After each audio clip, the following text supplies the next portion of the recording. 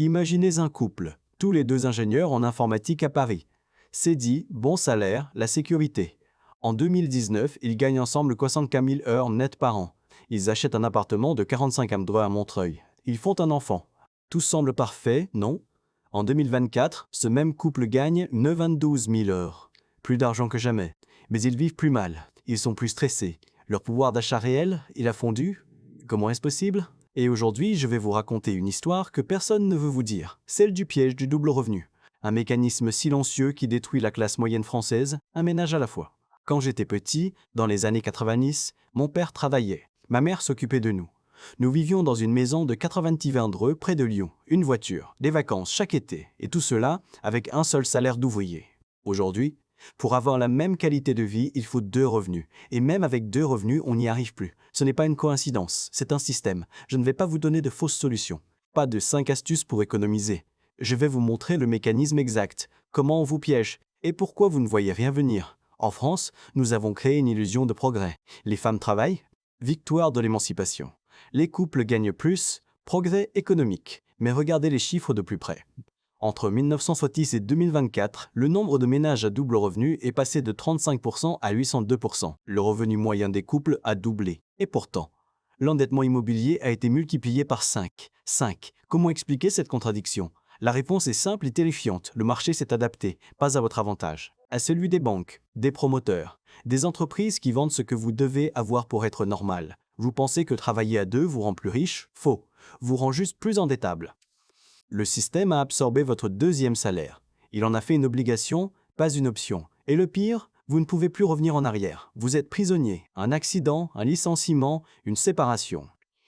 Et tout s'effondre. C'est ça, le piège.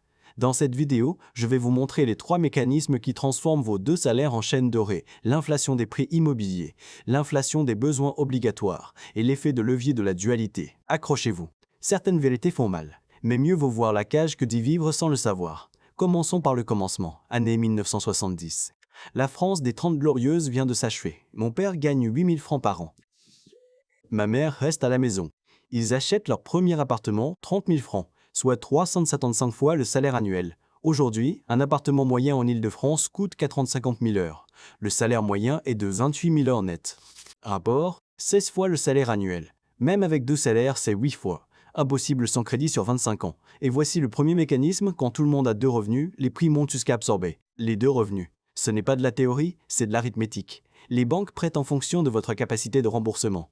Plus vous gagnez à 2, plus elles prêtent, plus les prix montent. Plus les prix montent, plus vous devez emprunter. Un cercle vicieux parfait. Résultat, vous travaillez à 2 pour rembourser ce que votre père achetait seul, et vous croyez progresser. Mais l'immobilier n'est que la partie visible de l'iceberg. Il y a pire. Beaucoup pire, les besoins obligatoires qui n'existaient pas avant. En 1970, une famille vivait avec un seul salaire parce que beaucoup de coûts n'existaient tout simplement pas. Pas de crèche à 800 € le mois, pas de 2e voiture obligatoire, pas de forfait téléphone à 60 heures, ni d'internet à 40 heures. Aujourd'hui, pour travailler à 2, il faut payer pour s'occuper des enfants. Un enfant en Île-de-France? Comptez 1 000 UL par mois minimum en garde, vous gagnez 2 000 UL net de plus avec le 2e salaire? Parfait. 1 000 UL partent en garde d'enfants, 500 UL en transport supplémentaire, 300 UL en repas extérieurs, plus d'impôts, plus de charges. Il vous reste quoi? Rien. C'est ce qu'on appelle le coût du travail, caché. Pour gagner plus, vous devez dépenser plus. Mais personne ne vous dit ça avant. Vous le découvrez sur votre fiche de paie et dans vos relevés bancaires. Et là, vous commencez à comprendre. Le 2e salaire ne vous enrichit pas. Il vous permet juste de payer les coûts que crée le 2e salaire. Mais pourquoi continue-t-on? Pourquoi tombe-t-on dans ce piège? Parce que le système est conçu pour ça. Le progrès social, c'est devenu la norme du double revenu. Vous voulez rester à la maison avec vos enfants? Quelle honte, quelle régression. Vous voulez travailler moins?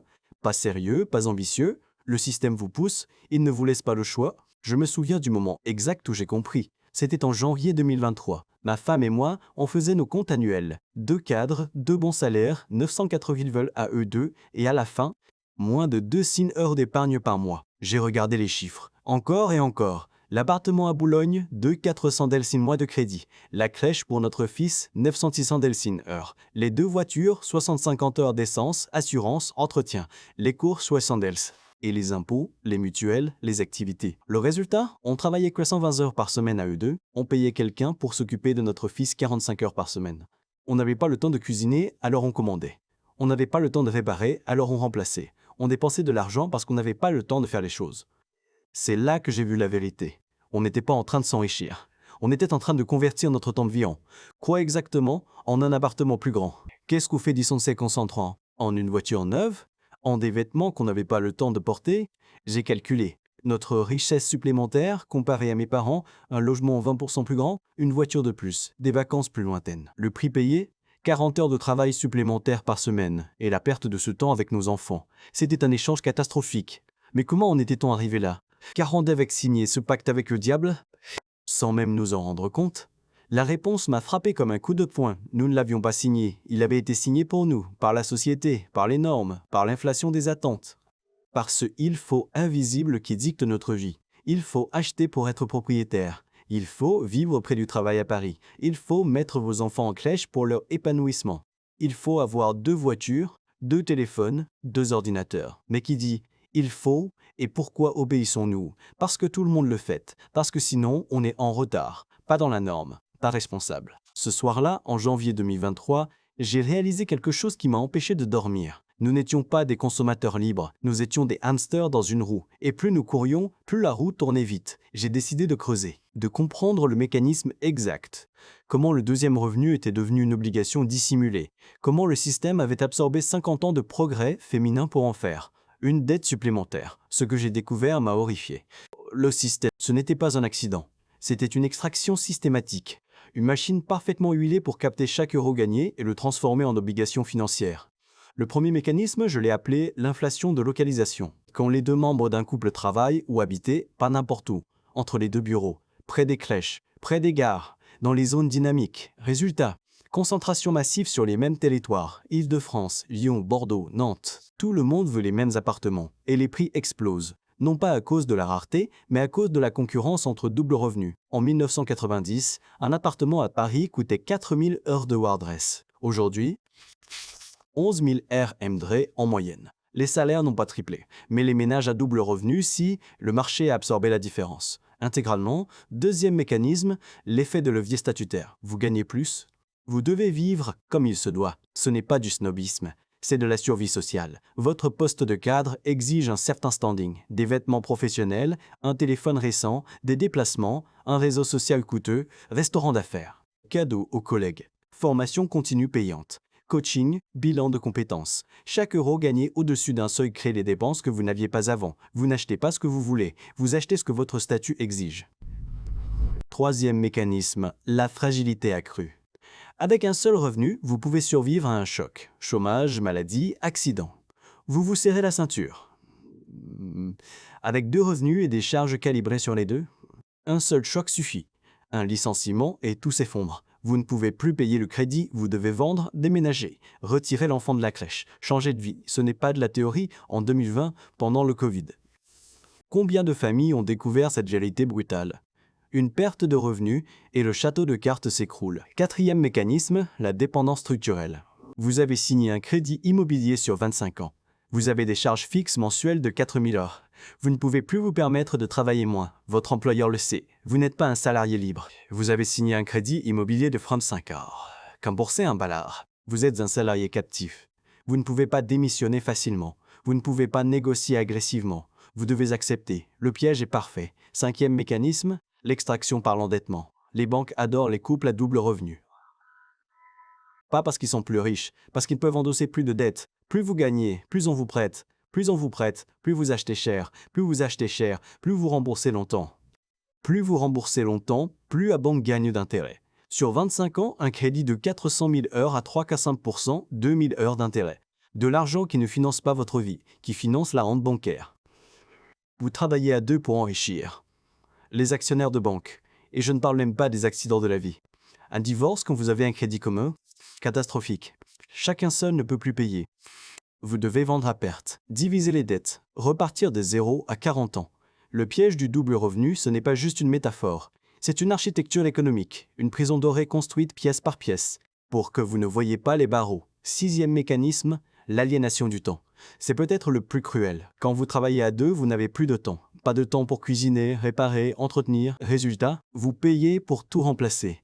Plats préparés, livraison, service à domicile. Vous payez quelqu'un pour faire ce que vous feriez gratuitement si vous aviez le temps. Vous gagnez 25 € de l'heure, vous payez 20 € de l'heure une nounou. Vous gagnez 5 € de l'heure net. Mais vous croyez avoir besoin de travailler ces heures. Mais voici la vérité que personne ne veut entendre. Le piège du double revenu n'est pas une fatalité économique, c'est un choix de société. Un choix politique. Une redistribution déguisée des richesses. Vers le haut.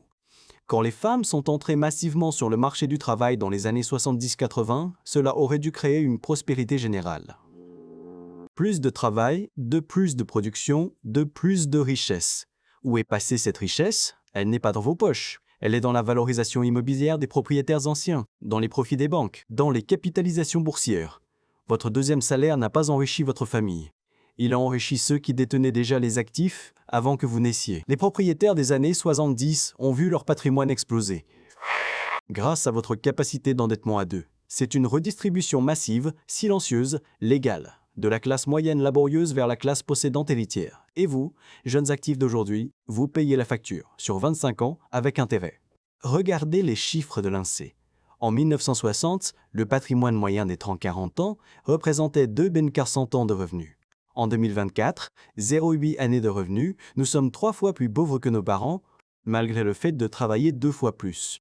Comment est-ce possible? Parce que la création de richesse n'est pas la même chose que l'accumulation de patrimoine. Vous créez de la valeur, mais vous ne la gardez pas.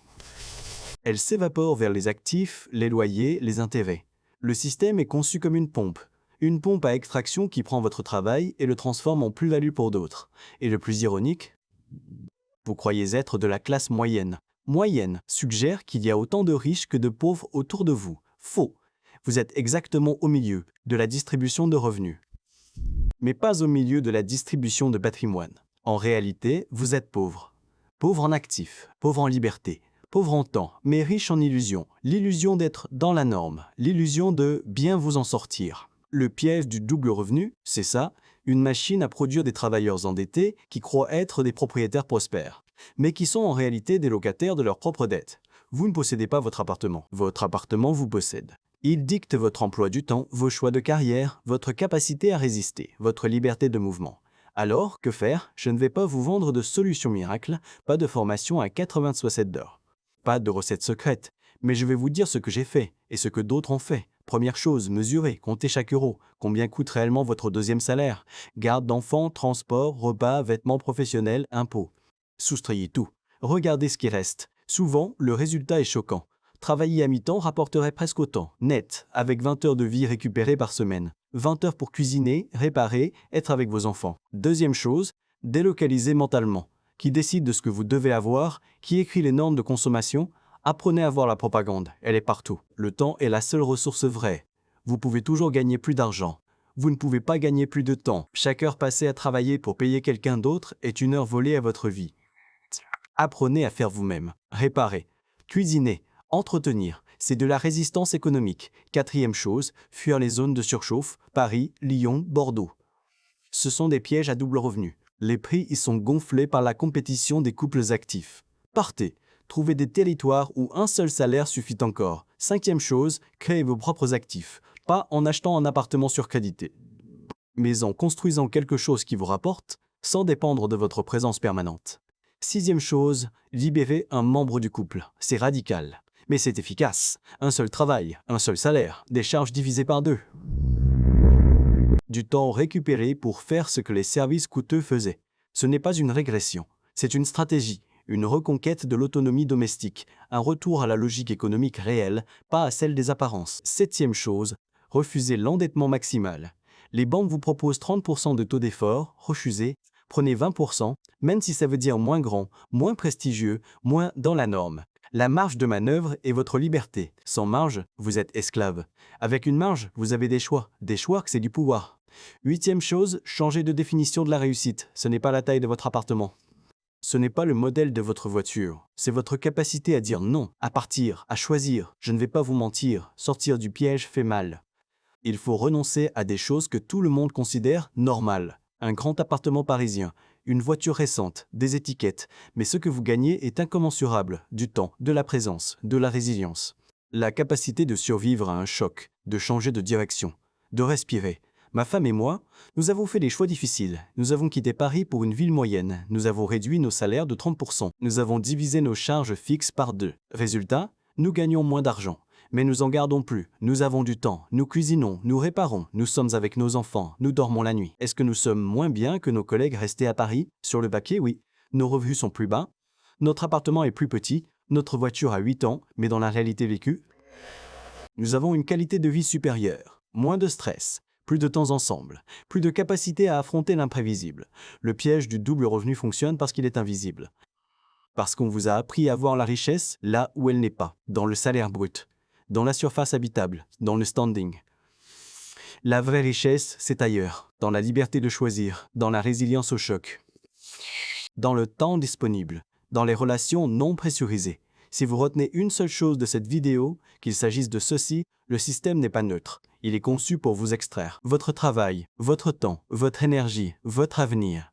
Vous n'êtes pas obligé d'y participer selon les règles imposées. Vous pouvez choisir différemment, même si personne autour de vous ne le fait, même si on vous regarde bizarrement. Vêtre c'est bon, je contentais par âme, battre c'est bon, amant, et j'apprends le vrai d'y participer selon les règles imposées. Même si c'est difficile. Parce qu'à la fin, ce qui compte, ce n'est pas ce que vous avez accumulé, c'est ce que vous avez vécu, avec qui et comment. Je vous remercie d'avoir regardé jusqu'au bout. C'était une conversation difficile, mais nécessaire. Prenez soin de vous. Et souvenez-vous, le piège n'existe que si vous ne le voyez pas. Maintenant, vous le voyez. Et voir, c'est déjà commencer à s'en libérer.